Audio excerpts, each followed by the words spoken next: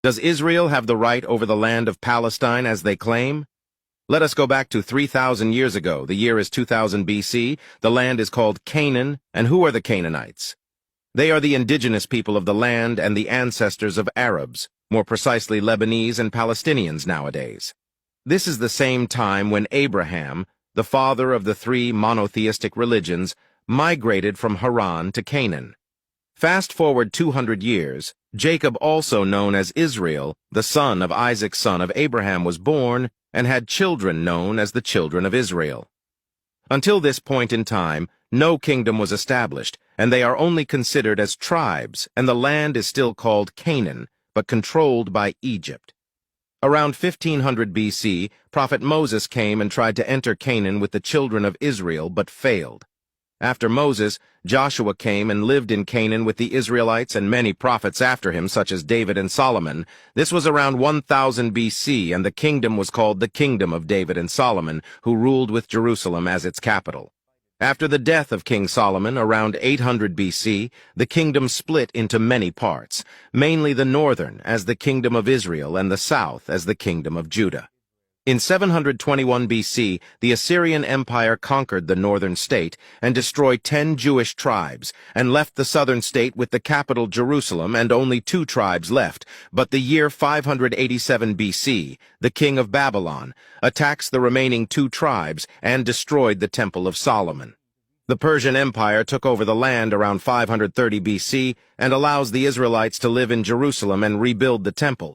They lived there under the Persians until Alexander the Great conquered the land. Fast forward to 50 BC. Then comes the Romans conquered the land. Around this time Jesus was sent to the Israelites, but they didn't accept him and claimed that they killed him. The Israelites tried to revolt against the Romans but failed, and many were killed, so they fled all around the empire. Around the year 300 to 400 CE, Christianity became dominant, and Jews were prosecuted because they killed the God of the Christians according to them. Around 600 CE, Islam came, and the second Caliph Omar ibn al-Khattab conquered Jerusalem, and the Jews welcomed the Muslim in hope of better conditions. And for the first time in history, Muslims, Christians, and Jews lived together in peace.